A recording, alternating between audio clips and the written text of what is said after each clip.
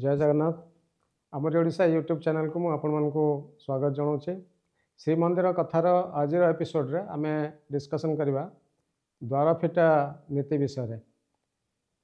द्वारफिटा नीति साधारणतः भोर रु करा जाए प्राय 5टा पाखापाखि प्रतिदिन कर नियम अच्छी किंतु स्पेशल ओकेजन रे जतबे कौन पर्वपर्वाणी थी किसी स्पेशल फंक्शन थी श्रीमंदिर में से इवन राति 1 2टा 3टा बेलू द्वारफिटा करा जाए।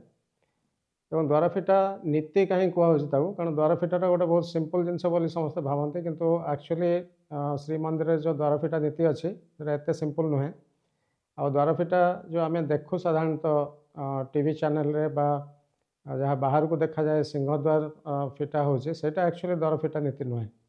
द्वारफिटा नीति एक्चुअली श्रीमंदिर भितर हुए एवं भितर से महापात्र होचंदी मुख्य सेवक सहित आउ 4 जन सेवक मिसिकी द्वारफिटा नीति करती। एवं आपन देखिथे जो भितर से महापात्र प्रतिदिन सकाळे आसती सिंहद्वार को सिंहद्वार खोली दि जाए एवं ता भितर ऑलरेडी किसी सेवक था जे पतित पावन मंगल आरती सब करने तेणु 4टी द्वार जो अच्छी श्रीमंदिर सिंहद्वार और आउ 3टी द्वार सबू द्वार जो चोरा बाट सब अच्छी चोरा कबाट से सब खोला थाए सेवक मान जावासवा करने एवं भितर से महापात्र आसवा पर्यंत 4टी जाक द्वार बंद रही था। भितर से महापात्र जो आसी जाते भितर को 4टा जाक द्वार खोली दि जाए श्रीमंदिर एवं जो सेवक माने द्वारफिटा नीति करेंगे से माने होचंदी भितर से महापात्र से सबुदिन सकाळू आसिकी द्वारफिटा नीति करेंगे से एकाएक सेवक महानायक सेवक एवं तांको बहुत बड़ रेस्पॉन्सिबिलिटी दिखाई मंदिर रे। मंदिर अनेक पर्वपर्वाणी एवं आलती से पार्टिसिपेट करती रेकर्ड ऑफ राइट्स अनुसार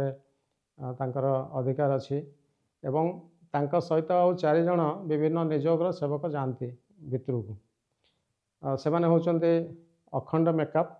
अखंड मेकअप होचंदी जो माने अखंड दीप गर्भगृह भितर सब जलैक रखती।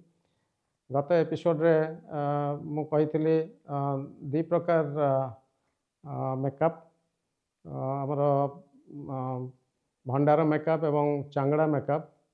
अखंड मेकअप मध्य से भाई आउ जड़े मेकअप जे कि गर्भगृह भितर अखंड दीप सब जलैक रखती सहित मुदुली सांगे जाती। मुदुली सेवक होचंदी सेवक जे एक्चुअली मुद दियंती एवं जो ताला दिया हुए प्रतिदिन पहुड़ समय ताला देवा एवं सकाळे ताला खोलिबा से होचे तांकर काम। चाबी पाखरे रहे। श्रीमंदिर जो जय विजय द्वार एवं कलाहाट द्वार जो सील करा जाए चाबी तांकर पाखे रहे।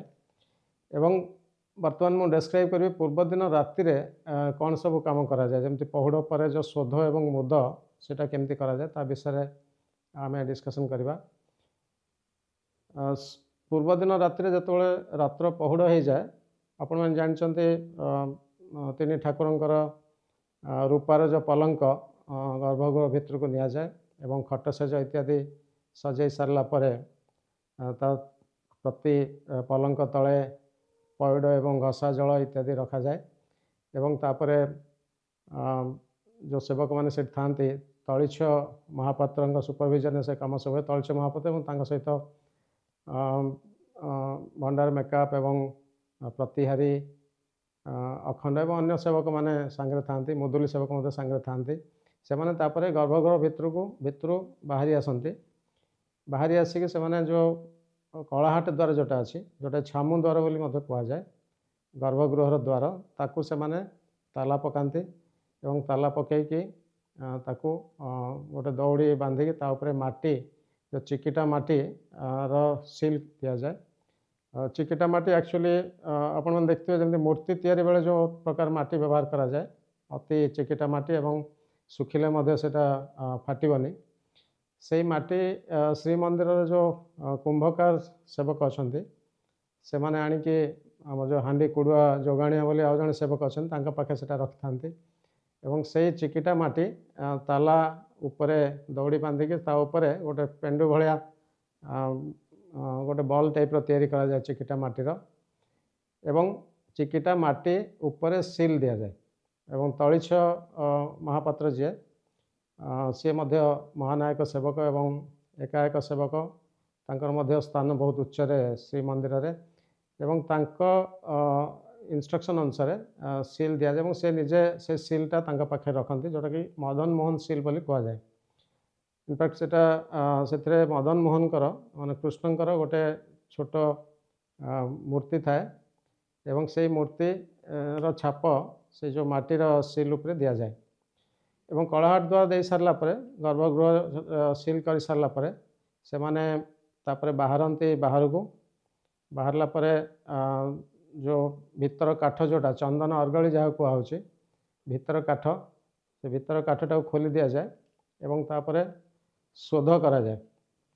ଦକ୍ଷିଣ ଦ୍ୱାରକୁ ଯେଉଁଟା ବେହରଣ ଦ୍ୱାର ଅଛି ମୁକ୍ତି ମଣ୍ଡପ ପଟେ ଯେଉଁ ଗୋଟେ ବାହାରୁଛନ୍ତି ସେ ବେହରଣ ଦ୍ୱାରକୁ ଭିତରୁ କାଠ ଦେଇକି ବନ୍ଦ କରାଯାଏ ଏବଂ ଗର୍ଭଗୃହଠୁ ଜୟ ବିଜୟ ଦ୍ୱାର ପର୍ଯ୍ୟନ୍ତ ଶୋଧ କରାଯାଏ, ଡିଟେଲ୍ ଚେକ୍ କରାଯାଏ ଯେମିତି ତା ଭିତରେ କେହି ରାତିରେ ରହିଯିବେନି ଏବଂ ତାକୁ ଚେକ୍ କଲା ପରେ ରାତିରେ ତାପରେ ସେମାନେ ବାହାରକୁ ଆସନ୍ତି ଜୟ ବିଜୟ ଦ୍ୱାର ବାହାରକୁ। ଜୟ ବିଜୟ ଦ୍ୱାର ମଧ୍ୟ ଠିକ୍ ସେଇଭଳି ତାଲା ପକାଯାଏ ଏବଂ ତା ଉପରେ ମାଟିର ମୁଦ ଦିଆଯାଏ ଏବଂ ତା ଉପରେ ମଦନ ମୋହନ ସିଲ୍ ସେ ତଳିଛ ମହାପାତ୍ର ମଦନ ମୋହନ ସିଲ୍ ମାରନ୍ତି ଏବଂ ମୁଦୁଲି ସେବକ ଯିଏ ସେ ତାଲା ପକାଇ ଚାବି ତାଙ୍କ ପାଖରେ ରଖନ୍ତି।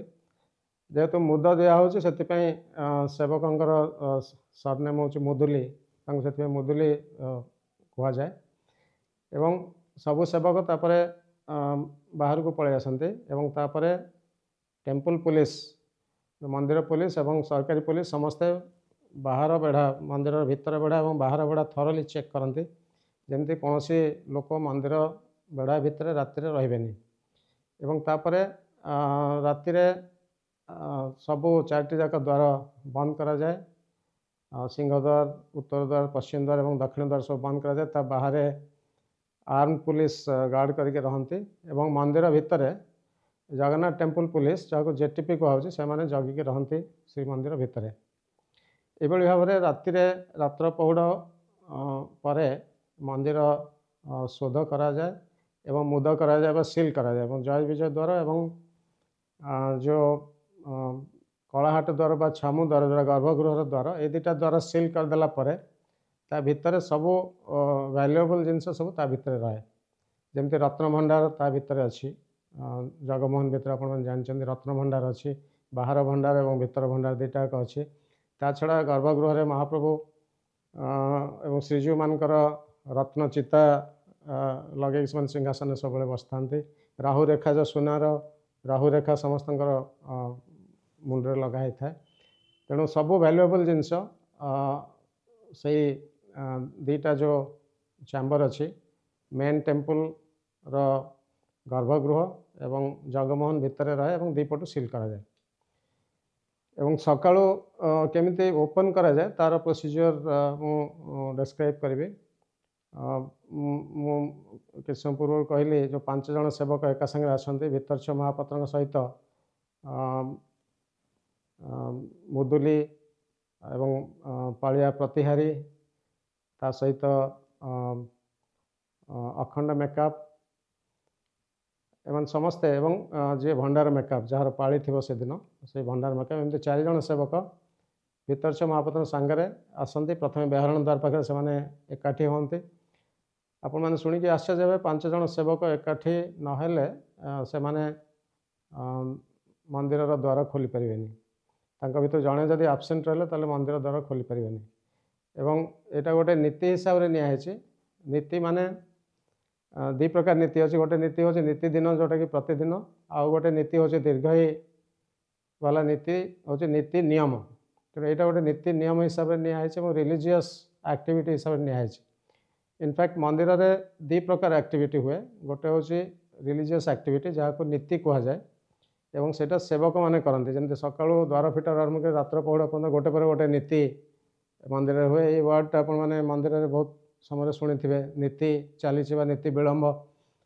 ମାନେ ଯେମିତି ଆମର ବିଭିନ୍ନ ପ୍ରକାର ନୀତି, ପହୁଡ଼ ହେଉଛି ଗୋଟେ ନୀତି, ଦ୍ୱାର ଫିଟା ଗୋଟେ ନୀତି, ମଙ୍ଗଳ ଆଳତି ଗୋଟେ ନୀତି, ଅବକାଶ इवेन जिते धूप होचे जो भोग कराए सेगुड़ा सब गोटे गोटे नीति संध्या आलती गोटे नीति एमती प्रतिदिन प्राय 21टा नीति सकाळू द्वार फिटारू राति पहुड़ पर्यंत गोटे पर गोटे चलता है कंटिन्यूअसली और प्रत्येक नीति करने अनेक सेवकों दरकार होता है ता भर जब जड़े सेवक आबसेंट रहा डिले है ताले नीति से अनुसार डिले हो जाए विलम्ब हो तेणु ये द्वारफिटा नीति 5 जन सेवक एकाठी हवा निहाती दरकार और से एकाठी है से प्रथम जाती जय विजय द्वार जोटा कि आमर नाटमंडप रू भितर को जावाई जो द्वार अच्छी जय विजय द्वार जय विजय मूर्ति से अच्छे से द्वारटा जाइए सीलटा को आगे चेक करते जो मदन मोहन सील पूर्व ना राति तलछ महापात्र दे था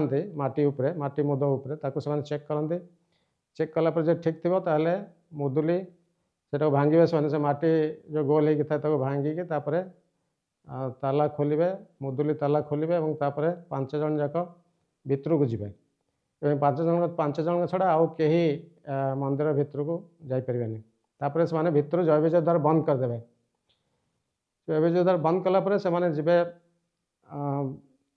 श्रीजीव मैंने जो अच्छा गर्भगृहर जो कलाहाट द्वार छामु द्वार से चेक करेंगे तार सील चेक करेंगे जो सील ठीक अच्छी से भांगे भांगिकी ताला खोलिबे एवं ता पूर्वर आमर जो प्रतिहारी सेवक थे से मणिमा बोली डाक देवे महाप्रभु को उठाइवाई मणिमा डाक देला ही से सील खोलिबे ता पूर्वर सील खोलिकी ताला खोली पारे आगे मणिमा डाक देवे तापर ताला खोल एवं द्वार खोल तापर भितर को जाइके से माने चेक करेंगे महाप्रभुंकर एवं अन्य श्रीजीव मानकर सबू ठीक ठाक अच्छी कि नहीं स्पेशली जो रत्नचिता लगाई राहु रेखा एवं अन्य सब जिनस सब ठीक अच्छी कि नहीं से चेक करेंगे एवं चेक कलापर से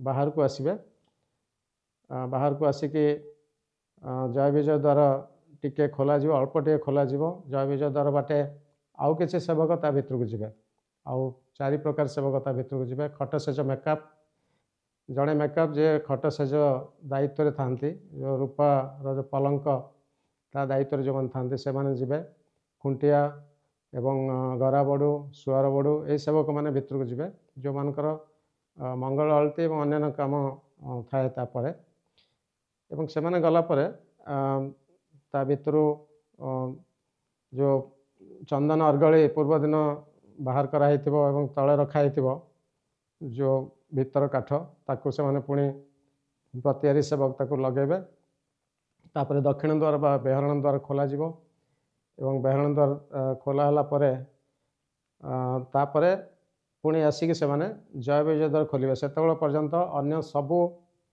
सेवक माने बाहर अपेक्षा करथिबे एवं जो माने भक्त माने बा यात्री माने आसथिबे मंगल आरती दर्शन करिया पई से माने मध्ये समस्ते नाट्य मंडप रे बाहर अपेक्षा करथिबे तो ये सब चेक हला परे तापरे ताकू जय विजय द्वार खोला एवं भक्त माने भितर को जीवे भितर काठ पाख को मंगल आरती दर्शन करिया पई तेणु एभली भाव में प्रतिदिन राति रात्र पहुड़ समय तलुछ महापात्र एवं तांका सहित जो सेवक माने मिसिकी मंदिर को सील करेंगे मुख्य मंदिर गर्भगृह एवं जय विजय द्वारा सील करेंगे परदिन सकाळू भीतरछ महापात्र आउ गोटे ग्रुप ऑफ सेवक माने 4 जन सेवक सहित आसिकी द्वार फिटा नीति करके सील सब चेक करके ताकू खोलिबे एमती जो परंपरा चली आसी शह शह वर्ष है श्रीमंदिर रे प्रतिदिन रात्र पहुड़ शोध एवं मुद कराऊँच ता पर दिन सकाळू द्वार फिटा कराऊँच शह शह वर्ष भितर केबे हेले कौन सील टैंपरिंग हबार कौन कहार नजर को एपर्यंत आसी ना एवं जिते वैल्युएबल्स ता भितर अच्छी इंक्लूडिंग रत्न भंडार ये सब कम्प्लीटली सेफ होकर रही है एवं रत्न भंडार केवल खोल जापर जो मंदिर खोला थी यात्री माने एवं सेवक माने ता भितर चलप्रचल करते से समय ही केवल जड़े रत्न भंडार पाखक जापर मु भावुची जेहेतु आगु ओडिशार राजा माने बाहर रोते प्रथमे कटक रे थिला ओडिशार राजधानी प्राय 1000 वर्ष तले स्थापन होता कटक रे तापरे शेष स्वाधीन राजा मुकुंद देवଙ୍କ ପରେ ଯେତେବେଳେ ଭୋଇ ବଂଶ ରାଜା ରାମଚନ୍ଦ୍ର ଦେବ ଭୋଇ ବଂଶ ସ୍ଥାପନ କଲେ, ତାପରେ ଖୋର୍ଦ୍ଧାକୁ ସିଫ୍ଟ କଲେ ରାଜଧାନୀ। ଯେତେବେଳେ ଆଫଗାନ ଆଉ ମୋଗଲ ମାନେ କଟକ ଅକ୍ତିଆର କଲେ, ସେତେବେଳେ ତାଙ୍କୁ ଖୋର୍ଦ୍ଧା ରାଜା ବୋଲି କୁହାହେଲା ଏବଂ ଖୋର୍ଦ୍ଧା ଏବଂ କଟକରୁ ସେମାନେ ପୁରୀ ଶ୍ରୀମନ୍ଦିରକୁ ସୁପରଭାଇଜ୍ କରୁଥିଲେ। ତେଣୁ ଯେହେତୁ ସବୁବେଳେ ସେମାନେ ଆସିପାରୁନଥିବେ, ସେମାନେ ଏଭଳିଆ ସିଷ୍ଟମ୍ ଗୋଟେ ବୋଧହୁଏ ତିଆରି କରିଛନ୍ତି, ଯେମିତି ଗୋଟେ ଗ୍ରୁପ୍ ଅଫ୍ ସେବାୟତ ତଳିଛ ମହାପାତ୍ରଙ୍କ ନେତୃତ୍ୱରେ ସିଲ୍ କରୁଛନ୍ତି ରାତିରେ, ଏବଂ ଆଉ ଗୋଟେ ଗ୍ରୁପ୍ ଅଫ୍ ସେବାୟତ ସକାଳେ ତାକୁ ଚେକ୍ କରିକି ସିଲ୍ ଭାଙ୍ଗିକି ପୁଣି ଓପନ୍ କରୁଛନ୍ତି ଭିତରଛ ମହାପାତ୍ର ନେତୃତ୍ୱରେ। ଏବଂ ଭିତରଛ ତାଙ୍କୁ କାହିଁକି କୁହାଯାଏ, କାରଣ ସେ ଭିତରର ସବୁ ଜିନିଷ ସୁପରଭାଇଜ୍ କରନ୍ତି। ଭିତର ମାନେ ଗର୍ଭଗୃହ ଏବଂ ଜଗମୋହନ, ସେଇ ଯେଉଁ ଭିତରେ ଯେତେ ନୀତି ହୁଏ, ଭୋଗର କ୍ୱାଲିଟି, ଭୋଗର କ୍ୱାଣ୍ଟିଟି ଆଉ ଅନ୍ୟ ସବୁ ଜିନିଷ ସେ ଚେକ୍ କରନ୍ତି।